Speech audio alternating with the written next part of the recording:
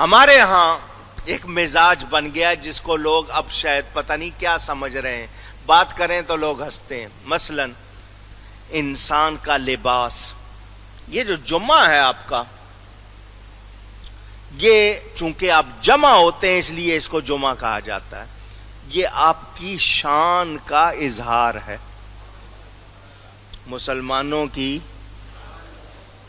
جتنا بڑا ہجوم ہو وہ مسلمانوں کی ایک شان ظاہر کرتا ہے. اس جمعے میں آنے کے لیے آپ کو تاکید کی گئی ہے، فرض ہے، سوائے اس کے کہ جو لوگ اس کو ادا نہیں کر سکتے، بیمار ہے، عورت ہے، اپاہج ہے، نابینا ہے یا کوئی اور مجبوری ہے، باقی فرض ہے.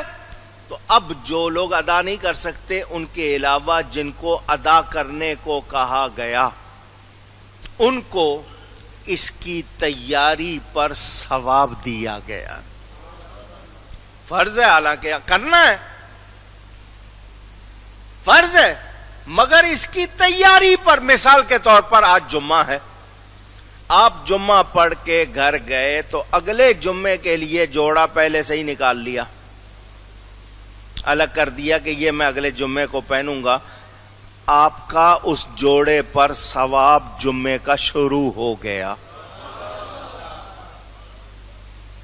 آپ اگلے جمعے پہنیں گے، آئیں گے، اس وقت تک آپ کو اس کا تیاری کا ثواب ملتا رہے گا.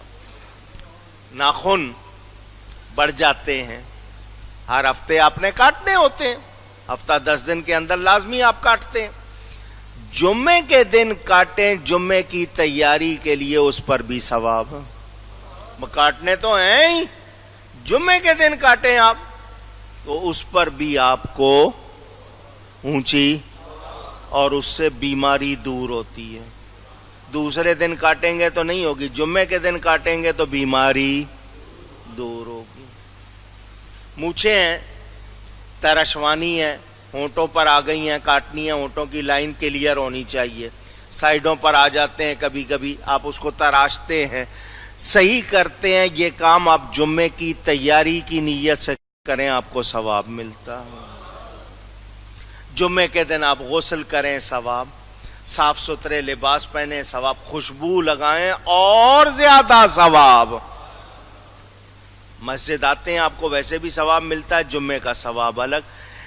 آپ کو جو رزق لکھا گیا ہے وہ اللہ نے لکھ دیا. انعام جو ملتا ہے وہ انعام لکھا نہیں جاتا. جمعے کی تیاری کوئی کرے، ایک جمعہ پڑھ کے جائے، اگلے جمعے کی تیاری میں لگا رہے، پھر اگلا جمعہ آئے تو شوق سے آ کے پڑھے، پورے ہفتے کے گناہ معاف ہو جاتے ہیں. سمجھا رہا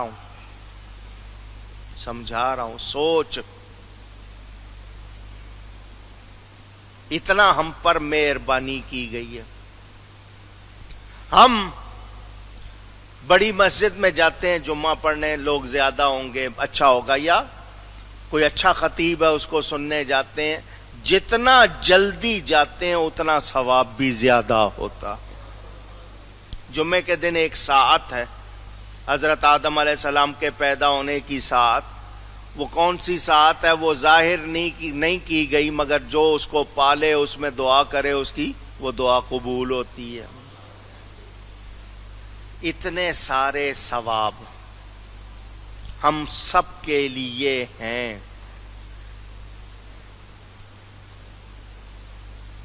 ہم اس کے باوجود اس کا شوق نہ رکھیں، اس میں دلچسپی نہ لیں. کمزوری ہماری ہے، محرومی ہماری ہے یا کسی اور کی ہے؟ پوچھ رہا ہوں.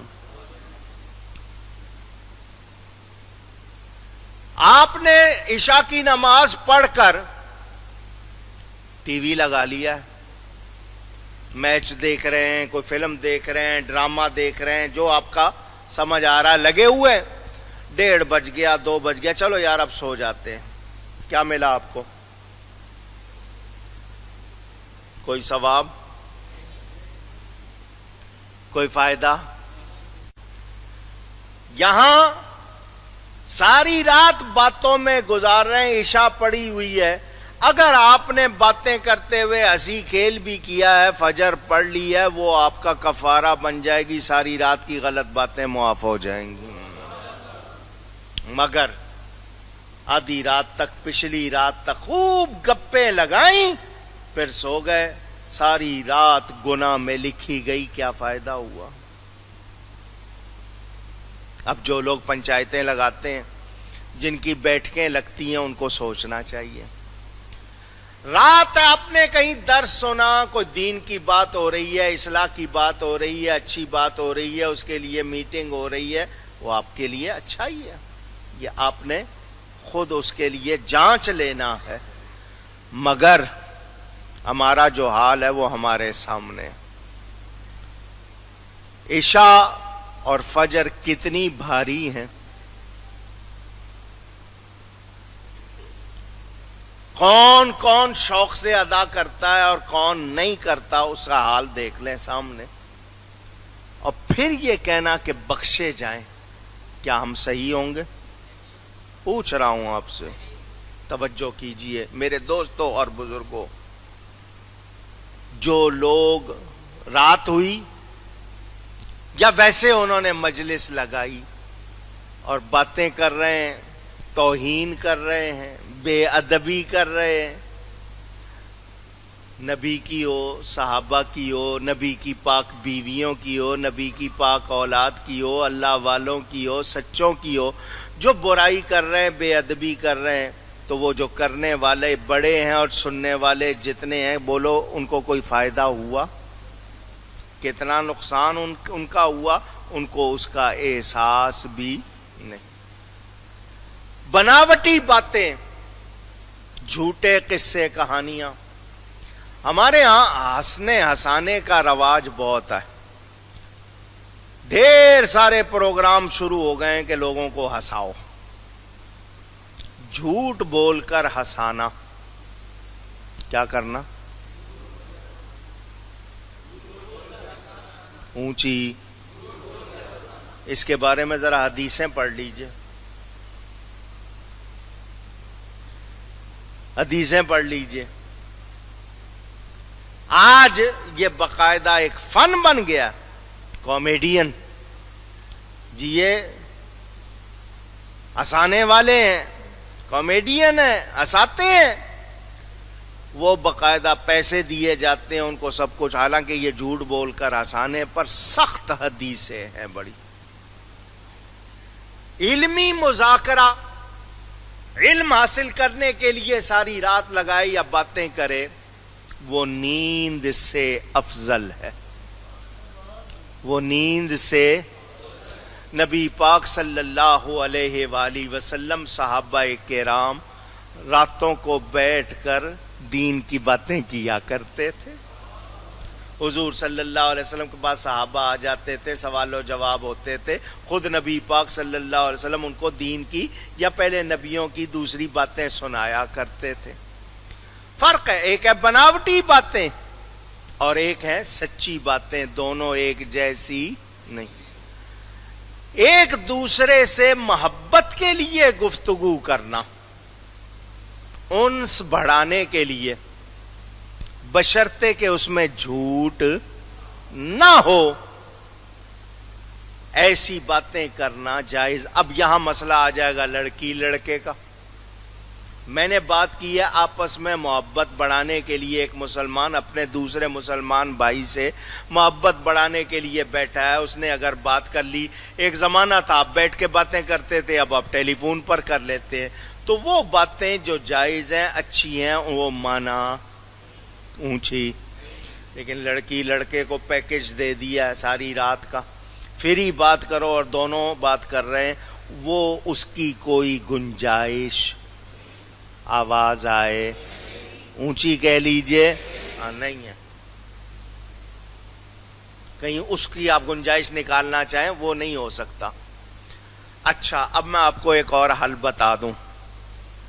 آپ نے باتیں کی، گپیں لگائیں، لطیفے سنائے، خوب ہنسی مذاق کیا، قے لگائے، ایک دوسرے کو چھیڑا، چھیڑنے سے مراد جو آپ سخت لفظ کہہ دیتے ہیں، مذاق میں کہہ دیتے ہیں تو چل جاتے ہیں، ارے اپنا منہ دیکھا ہے، ارے یہ دیکھا ہے، کہہ لیتے ہیں نا دل آزاری کی، ہو گیا.